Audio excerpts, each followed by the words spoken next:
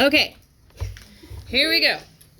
So, the part I forgot to record was the reminder that at the back of your packet, there is a summary of all of Book 2. So, and also the same thing is at the back of Book 1.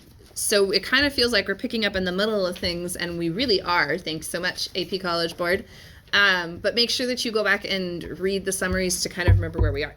So we've moved into the part of the story where Aeneas is telling his tale over the course of several feast nights to Dido.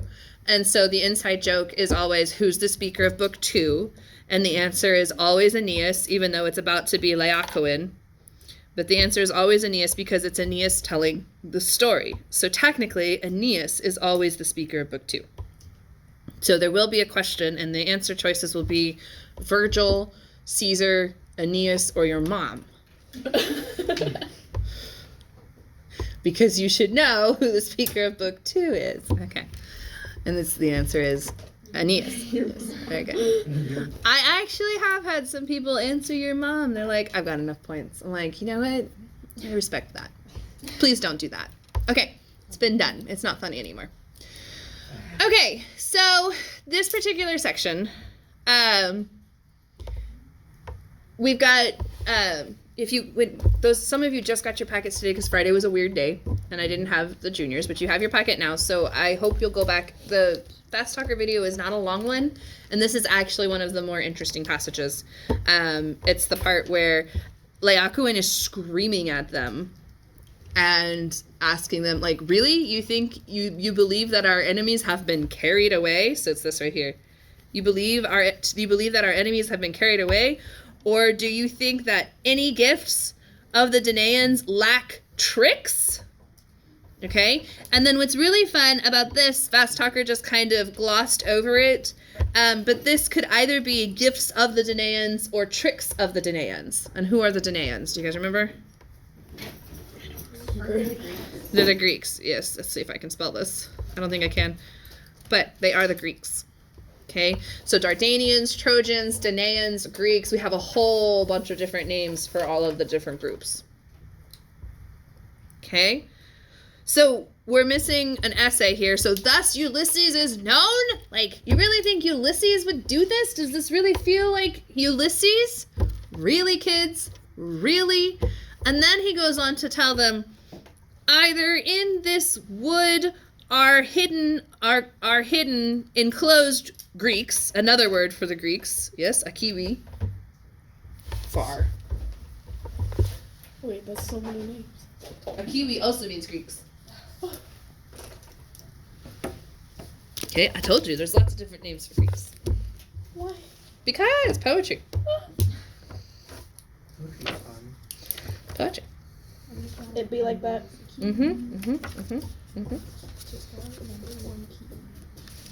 Kiwi? I think of a kiwi. One kiwi. I love kiwi. I like yellow kiwis. Kiwi's turn is like programmed for kittens. Like, we kitten will try more fruit, and so we Yes. tried more Okay, fruit. so I like a the kiwi equals the Achaeans. I just wanted to make sure I was right on this one before I wrote it down. Achaeans. Did I spell that right? Aeans, which is another name for Greeks.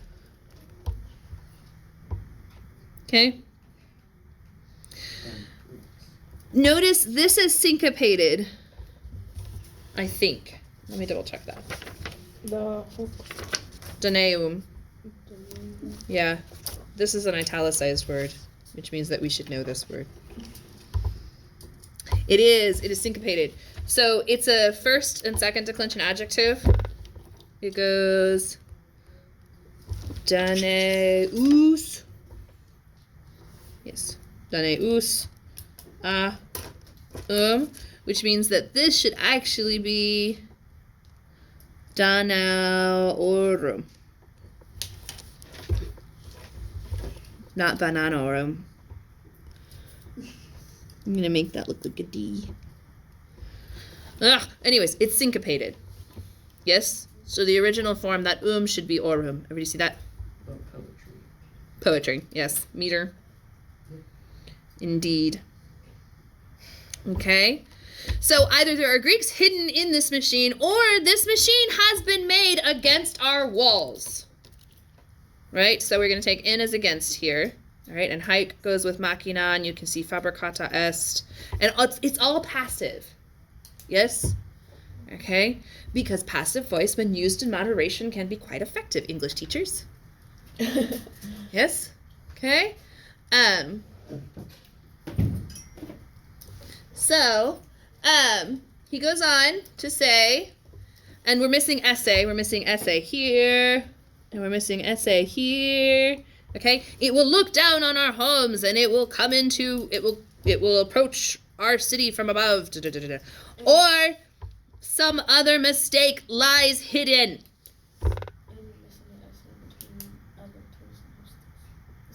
Yes. Yes. There is also an essay here. Okay. Okay. So then we have. So we're supposed to teach you in Latin 1. You never use ne to negate the imperative or non. Right? Okay. But they do it all the time in poetry. So ta-da. So like if we taught you in Latin 1 how to say this, you would say nolite credera. Count that number of syllables. 1, 2, 3, 4, 5, 6. Ain't no poet got time for that. Yes? Yeah. Okay. So they take some liberties with some grammar, and they do ne credite. So this is in fact an imperative, plural, with ne to negate it. And then equo is dative because credera is a special verb that takes a dative. You give belief to someone. Like it's a gift. Yes, like the horse. Whatever it is, quid it est. Teneo, daneos, et dona ferentes. So there's that word again, daneos. Same thing as up above. Woo! You like that? Whoop. Okay. This should actually be ferentes. And et, you're going to think of it as etiam. So it becomes, I fear the Greeks, even bearing gifts.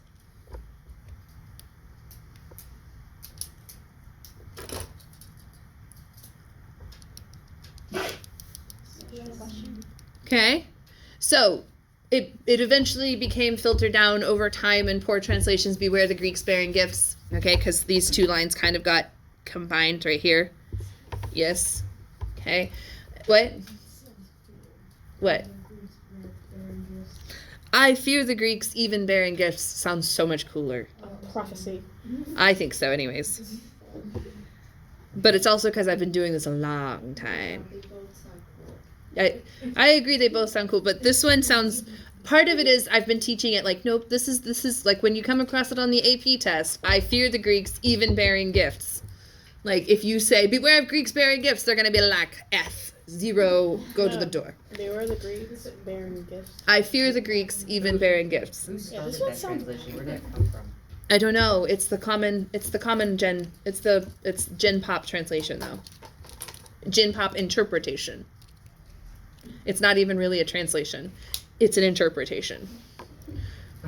It's not even really a paraphrase. It's yeah, I fear the Greeks even bearing gifts. Do not trust the horse. We could do that one. Do not trust the horse. Yes. Okay, and then Teucrians right here, he's talking directly to them. This is vocative.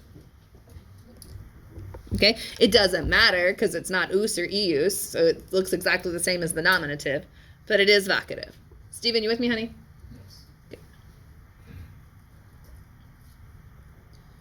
Okay, and then he does a thing. What? A thing? He does a thing. Okay. So fatus, this is est. All right, so this is actually from for, fari, fatus, sum. Which is the deponent first speak. So, Fatus, having spoken with true strengths. Make sure I got that right. Yes. Oh, strong, stout, mighty. With mighty strengths, he hurled. Yeah, with strong strongs. Yep, that's what that is. Strongy strongs. Okay. He hurled. I know, I'm sorry, it goes across the page. He hurled the huge spear into the side. I don't have my notes or my cheaty book or anything. I was great about things like that, of course. Ah! Right? Hayden just said if he were in the Greek horse, that it would be a different story. He would have screamed. Alien horse noises. Okay. All right. So he hurls this spear against the side and into the dark belly, kind of kurwam. Oh, I'm sorry, the curved belly. Yeah, the curved belly. Sorry, the curved belly of the beast. I'm sorry, and it's the curved belly with joints, right? Okay, so like, how did he make it stick in the wood? Well, maybe it's stuck in a crevice because it has joints, right? Okay, because it's like planks of wood going. Okay. And then that thing stood there trembling. Now the question here is, what does Ila refer back to? We only have one feminine thing in the whole Teuton passage, so what is it? The hasta, yes? Hasta. The spear. Oh. Singular. Okay, hasta. So that thing stood there trembling, and with the belly having been struck, with the uterus having been struck, yes, that's what it is. Uterus. That's the word right there, uterus. So that's a female horse? Yeah, that's Well, uterus is actually a masculine word. Oh wait, hold up. Yep. Oh, so we're manly. Well, balls are female things. I still remember that from that one. Life, so yeah. Hey. I don't know why uterus is masculine. They probably because they didn't actually like the belly. They didn't call like they wouldn't have called that part of anatomy the uterus. Like someone else came along later and was like, oh, we're gonna call this a uterus It's a belly. it's a womb. It's a belly. Yes. But it's manly. I don't know what to tell you. Pudor is also masculine. Hey, at least all womb is feminine. Not according to the Latin, it's not. But vis, strength, is feminine. Right here. That's feminine. Is that, what line is that? 50. Okay, so it's on the other. I'm sorry. No, it's fine. Okay, and so with the belly having been struck, the hollow cavern resounded in sonoera. So this is erund, right?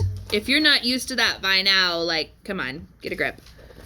Yes, uera is actually going to be erund. And dedera is going to be erund. Okay, so the hollow cavern, or the caves, the hollow caverns, or whatever. Yeah, the hollow caverns have resounded and have given a groan. Like, So it made a noise. Yes, it did. Well, they know it's hollow. They're not gonna think that it's solid wood when it's got grooves and planks. Like, right? It's got joints. Like, they can see where it's joined, and that's why Laocoon says, "Look, there's something hidden in there. Can we just look? Like, please, can you just look?" YOLO, let's bring it. Okay. Pinata.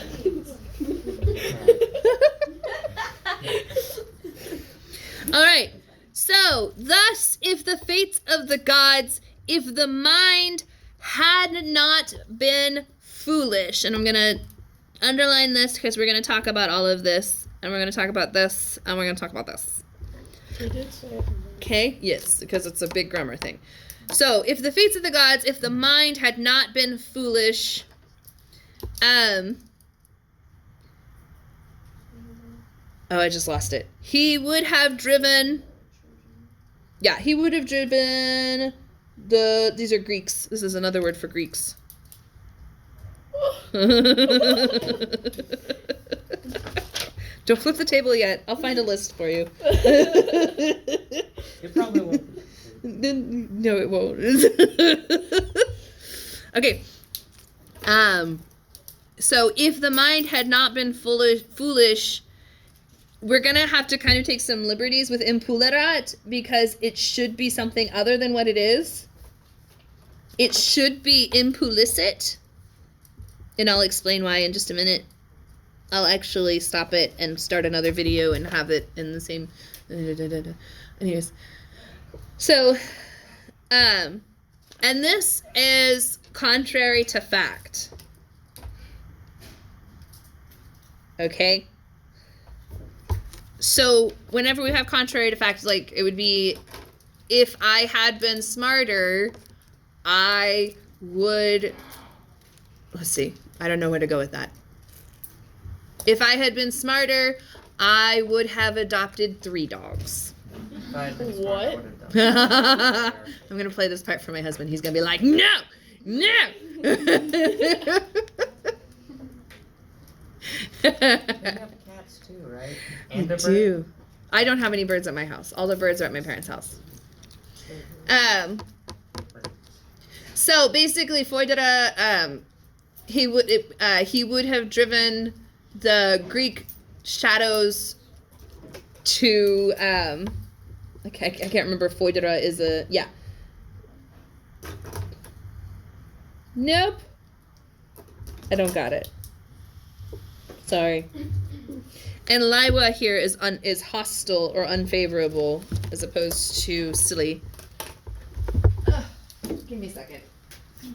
I had it and then I lost it and I don't want to tell you wrong. And I know you've got fast talker, but now we're here like, what does it say?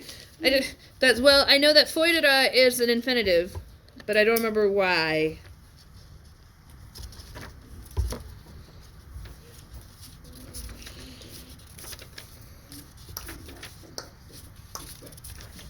Can you like debone and Okay, whoa. It's called fillet. What? I don't know. He's filling a pencil right now. Why are you Why are you making a mess? Okay, context for people on the video. Dismantling a pencil, don't get worried. I think I could do it with a rat or something. Okay. Dinner. No. And if the fates of the gods, if our mind had not been foolish, he would have persuaded us, Phaedra, the treaty book is saying, to tear open. He would have persuaded us to I like mangle, to mangle the Greek darknesses, the Greek shadows with iron. Ablative of means. Yes, ferro, with a sword. Ferro. 2 R's with iron. 1 R I carry. That sounds like a Okay? And then here's another contrary to fact. But notice one is pluperfect and one is imperfect. Okay? So Troy would now stand, and you, high citadel of Priam, would remain. So you get a little bit of the thing where you're talking to the people who aren't there. You guys remember the name of the device? Apostrophe? Yeah. Apostrophe, yes. So we've got apostrophe. And you've also got personification. Okay, so this whole little line right here. But that's probably one of the most famous lines from book 2, I would argue. If it had been different here, Troy would now stand, and the high citadel of Priam, would remain. Okay, but it's really important to pick up on that he changed to second person, where he's directly addressing the city. Like, I'm really sorry, city. We didn't do right by you. We should have listened to Leakaway. Okay. Should have had a pinata party. Yeah. There's candy in there.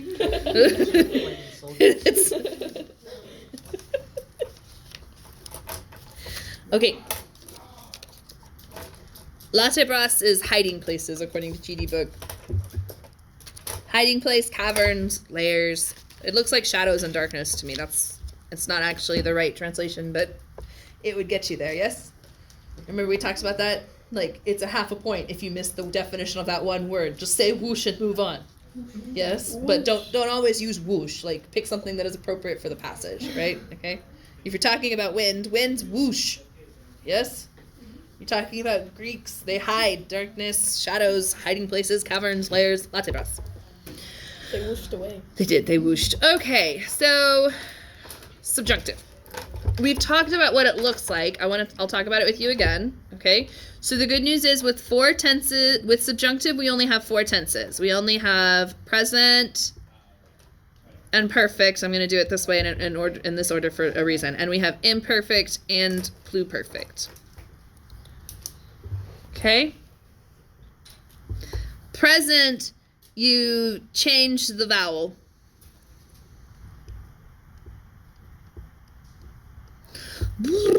Remember when you were Latin ones and I was like, spelling really matters? Yeah. Spelling really matters. Okay? So, and the vowels are E, EA, A, IA. So that's first conjugation, second conjugation, third conjugation, third IO, and fourth conjugation for IA. Okay? So that means that dot becomes det, and habet becomes habeat, and regunt, there's an E in there, pretend, becomes regant, and dormitus becomes I'm going to make this bigger, dormiatus.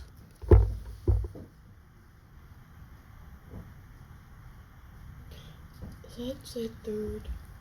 Yes, so the third would be like regunt becomes regant. Perfect is even easier. You just but the problem is it looks exactly like the future perfect. So you take the third principal part,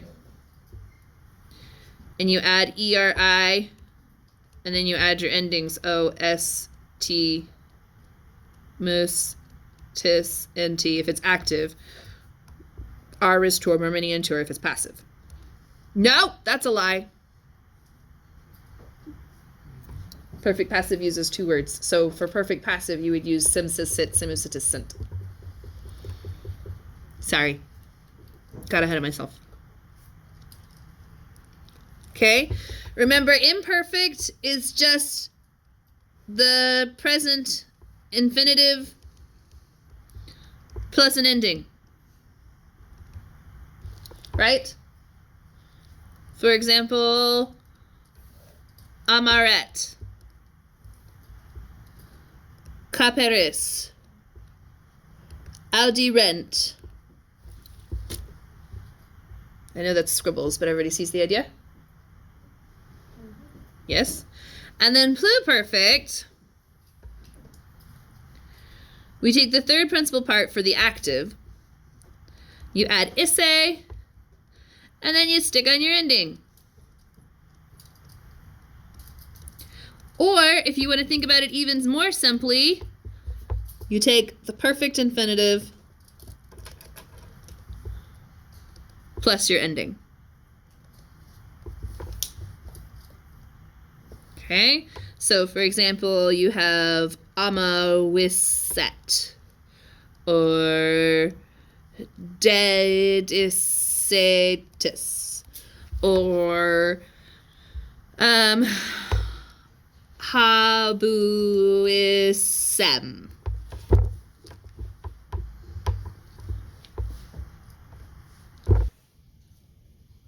Okay? I'll give you some magastrulas to kind of help you work through it.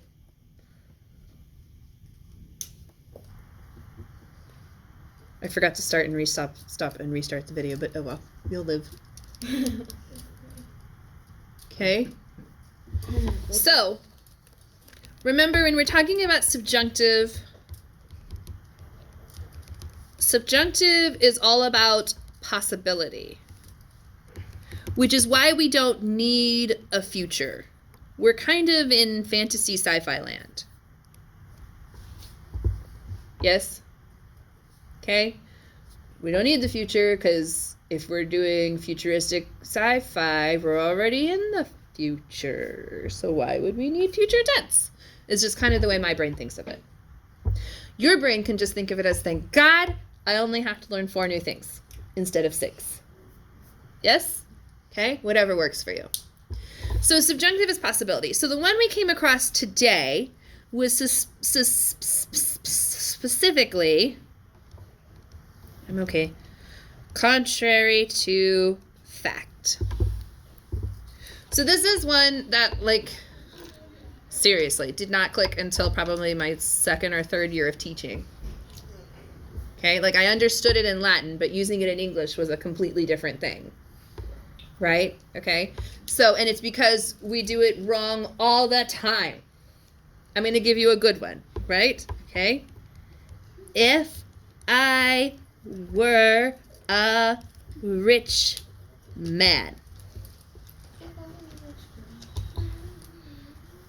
I one time had a student, like, in class say, no, it's if I were a rich girl, and like, Oh yeah. Well, she got that song. yes, she did. Yes, she did. I'm like, how dare you? It really was like a, do we need to watch Fiddler on the Roof? How dare you? Yes, yes. So if I were a rich man, I would dum. Yes, la dum. Okay, now I'm gonna give you one that's wrong. If I was your boyfriend.